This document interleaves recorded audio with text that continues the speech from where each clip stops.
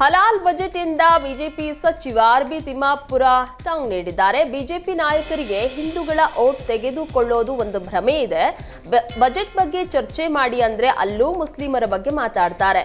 ಮುಸ್ಲಿಮರ ಹೆಸರು ಹೇಳಿ ಇವರು ಅಧಿಕಾರಕ್ಕೆ ಬರ್ತಾರೆ. ರಾಷ್ಟ್ರದಾದ್ಯಂತ ಇಂತಹ ಭ್ರಮಾಲೋಕದಲ್ಲಿ ಜನರನ್ನ ತೇಲಿಸ್ತಾರೆ. ನಾವು ಎಲ್ಲ ಜನಾಂಗವನ್ನ ಪ್ರೀತಿಸ್ತೀವಿ, ಹೀಗಾಗಿ ಅಲ್ಪಸಂಖ್ಯಾತರಿಗೆ ಕೊಟ್ರೆ ಏನ್ ತಪ್ಪು? ನಾವೇನು ಹಿಂದೂ ವಿರೋಧಿಗಳ? ನಮ್ಮನ್ನ ಹಿಂದೂ ವಿರೋಧಿ ರೀತಿ ಬಿಂಬಿಸಿ ಮತ ಪಡೆಯುವುದು ಬಿಜೆಪಿಗರು ಯಾವತ್ತು ರಾಷ್ಟ್ರದ ಹಿತ ಕಾಪಾಡಿದವರಲ್ಲ ಅಂತ ವಾಗ್ದಾಳಿ ನಡೆಸಿದ್ದಾರೆ. ಜೆಡಿಎಸ್ ಪಕ್ಷ ಸಂಘಟನೆ ಮಾಡಲು ಸ್ವತಃ ದೇವೇಗೌಡರೇ ಅಖಾಡಕ್ಕೆ ಇಳಿದಿದ್ದಾರೆ. ಮುಂದಿನ 3 ತಿಂಗಳಲ್ಲಿ 4 ಸಮಾವೇಶ ನಡೆಸುವುದಕ್ಕೆ ನಿರ್ಧರಿಸಿದ್ದಾರೆ. ಅಹಿಂದ ಯುವಕರು, ಮಹಿಳೆಯರು, ಹಿರಿಯರ ಸಮಾವೇಶ ನಡೆಸುವುದಕ್ಕೆ ನಿರ್ಧರಿಸಲಾಗಿದೆ. ಮುಂಬರುವ ದಿನಗಳಲ್ಲಿ ನಿಖಿಲ್ ಕುಮಾರಸ್ವಾಮಿ ರಾಜ್ಯದ ಉದ್ದಗಲಕ್ಕೂ ಓಡಾಡಿ ಪಕ್ಷ ಕಟ್ಟಬೇಕಿದೆ ಎಂದರು. ಮುಂದಿನ ವಿಧಾನಸಭಾ ಚುನಾವಣೆಯಲ್ಲಿ ಕನಿಷ್ಠ 80 ಮಹಿಳೆಯರು ಜೆಡಿಎಸ್ನಿಂದ ಸ್ಪರ್ಧಿಸಬೇಕಾಗಿದೆ. ಅದನ್ನ ನಾನು ಕಣ್ಣಾರೆ ನೋಡಬೇಕು. ಲೋಕಸಭೆಯಲ್ಲಿ ಮಹಿಳಾ ಮೀಸಲಾತಿ ವಿಧೇಯಕ ಅಂಗೀಕಾರವಾಗಿದ್ದು ಮಹಿಳೆಯರು ಚುನಾವಣೆಗೆ ಸ್ಪರ್ಧಿಸಲು ಅನುಕೂಲವಾಗಿದೆ ಎಂದರು.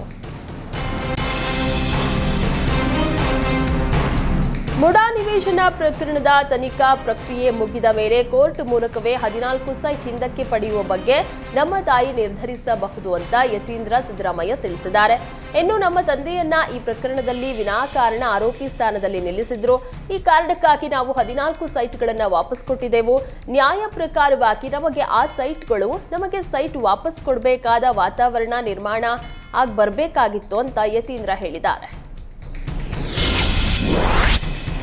ಮೇಕೆದಾಟು ಯೋಜನೆಗೆ ತಮಿಳುನಾಡು ಸರ್ಕಾರದ ವಿರೋಧವಿತ್ತು. ಆ ವಿಚಾರವನ್ನ ದೇವೇಗೌಡರು ಕೇಂದ್ರದ ಜೊತೆ ಮಾತನಾಡಿ ಕನ್ವಿನ್ಸ್ ಮಾಡಿದ್ದಾರೆ ಅಂತ ಮಾಗಡಿಯಲ್ಲಿ ನಂಜಾವಧೂತ ಸ್ವಾಮೀಜಿ ತಿಳಿಸಿದ್ದಾರೆ. ಮೇಕೆದಾಟು ನಮ್ಮ ಹಕ್ಕು ಹೆಸರಲ್ಲಿ ಡಿಕೆ ಶಿವಕುಮಾರ್ ಪಾದಯಾತ್ರೆ ಮಾಡಿದ್ದಾರೆ. ಆದರೆ ಅದಕ್ಕೂ ಮೊದಲು ಮೇಕೆದಾಟು ಯೋಜನೆ ಬಗ್ಗೆ ಕುಮಾರಸ್ವಾಮಿ ಮಾತನಾಡಿದ್ರು. ಆದರೆ ಪಕ್ಷಾತೀತವಾಗಿ ಮೇಕೆದಾಟು ಯೋಜನೆ ಮಾಡಬೇಕು ಅನ್ನೋ ಹಂಬಲವಿದೆ. ಪಕ್ಷಾತೀತವಾಗಿ ಎಲ್ಲರೂ ಮೇಕೆದಾಟು ಯೋಜನೆಗೆ ಬೆಂಬಲಿಸುತ್ತಾರೆ ಎಂದರು. ತಮಿಳುನಾಡಿನಲ್ಲಿ ನೀರಿಗೆ ಜಾತಿ ಪಕ್ಷ ಇಲ್ಲವೋ ಆ ರೀತಿ ಕರ್ನಾಟಕದಲ್ಲೂ ಬೆಂಬಲಿಸಬೇಕು ಅಂತ ಕರೆ ಕೊಟ್ಟರು.